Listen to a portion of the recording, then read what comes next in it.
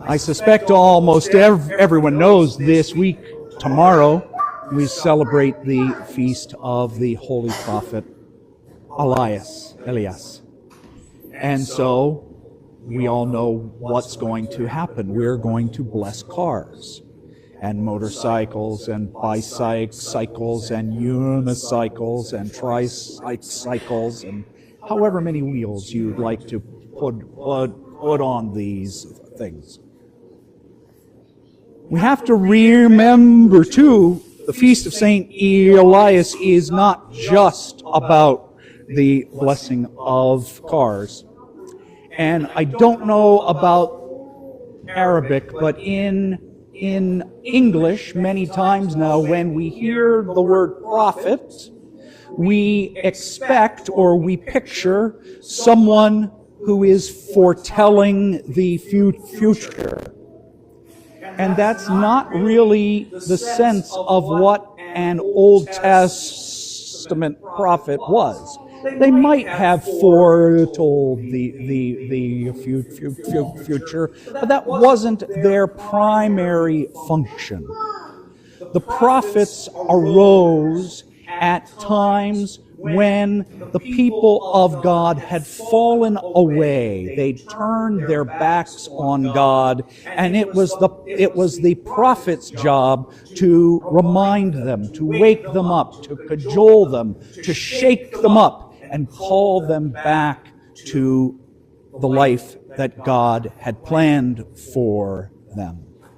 And so prophets very often were not very popular folks, and many of them ended up suffering unfortunate deaths. Because as human beings, we get comfortable in the way we live, and we don't like change. And so we say, geez, oh whiz, this guy is so strict, and he's angry at us, and he's yelling at us. We don't want to hear him.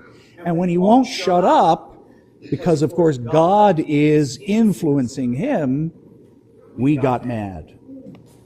And yet each and every one of us at various points in our lives needs exactly someone like a prophet for us.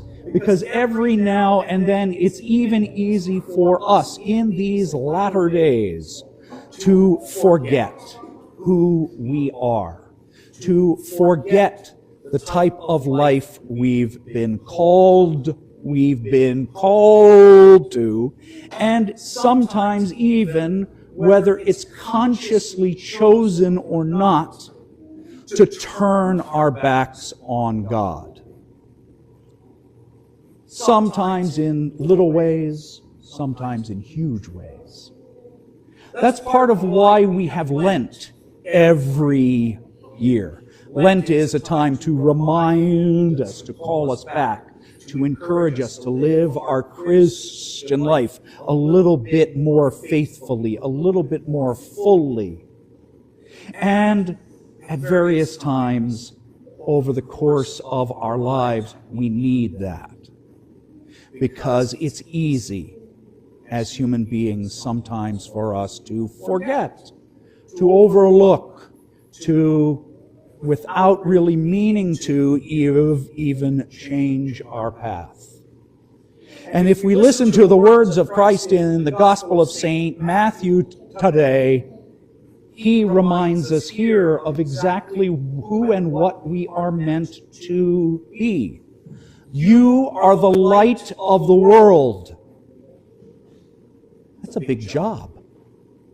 You are the light of the world. Let your light so shine that everyone sees it.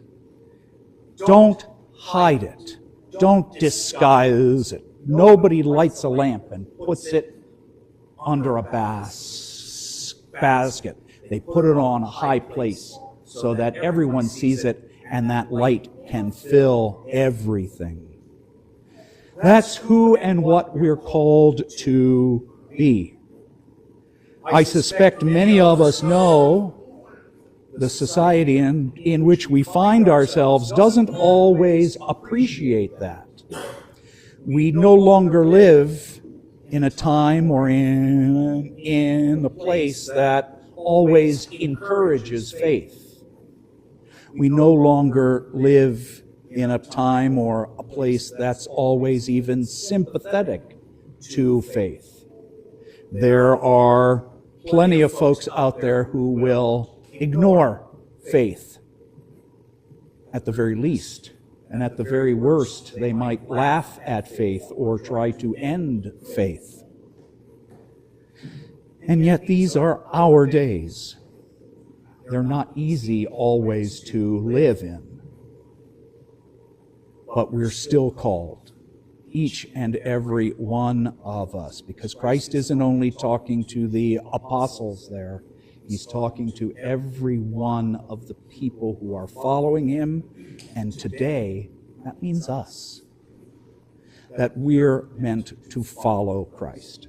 We're meant to live out that life of faith in a way that might just change the ideas, the opinions, even the life of somebody else we come into contact with. We hear gospel parables like the Good Samaritan. We're called to be that Good Samaritan. We're called to live in a different way than our times necessarily teach us to. And that's not always an easy task. It can be an uncomfortable task.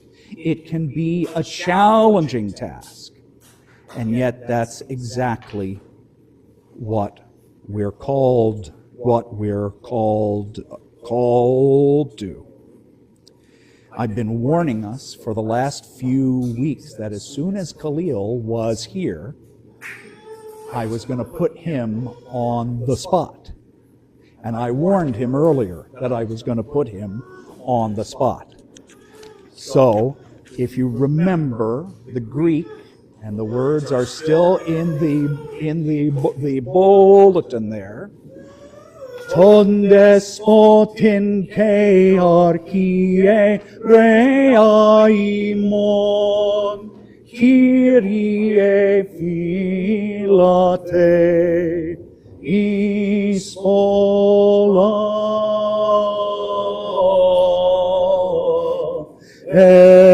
eti despota. And the Arabic,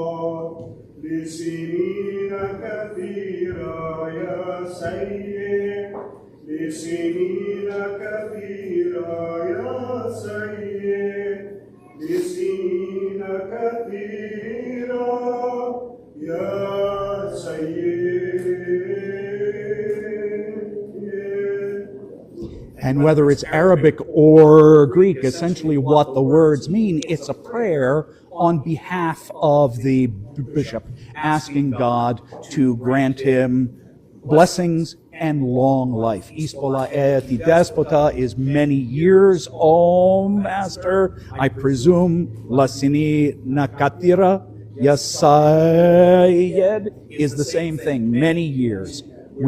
We're wishing him many years. On the Sunday that he's here, we'll sing that about 47 times? No, maybe four. When he comes in, after the homily, when else? When he blesses us at the end. So maybe three. But it is one of those things that's done for the bishop.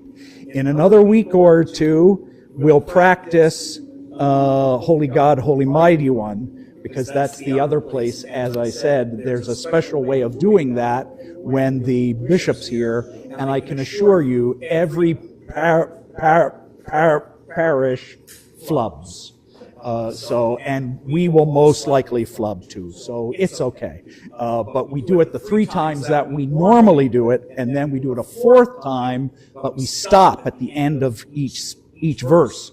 Holy God, stop.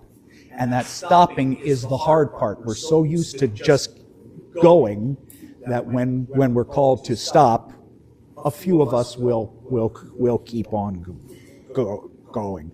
And don't worry, the bishop's used to it. As I said, it happens every place. But we'll start practicing that soon too, because the anniversary is coming up in August, September, October, 3 months, about 90 days. And so don't forget, tickets are on sale. They're available anytime. And the ad book, we'd love to have a book that's 3 inches thick, filled with everyone's ads. And what else? What else are we doing, Kay? The ad book, the dinner. That's enough. And having fun. And if you come to the dinner on Saturday the 24th, make sure you stay late, because we're going to have the hors d'oeuvres, then we're going to have the meal and dessert, then we're all going to dance, and at 10 o'clock, they're going to wheel out the ice cream bar. So make sure you stay until 10 o'clock, because we all want ice cream. That'll give us a chance to cool off from the dance floor. We'll have a little ice cream, and then we'll go back out on the dance floor. The only thing we won't have, and it's because Kay won't allow it, we won't have a belly dancer. Because Kay said no. But there we are. So as often as Khalil's here, we're going to keep practicing, because 12 or 13 weeks are going to go by fast. And before we know it, the weather will have cooled, please, and the bishop will be here. To Jesus Christ be glory, both now and ever, and unto the ages of ages. Amen.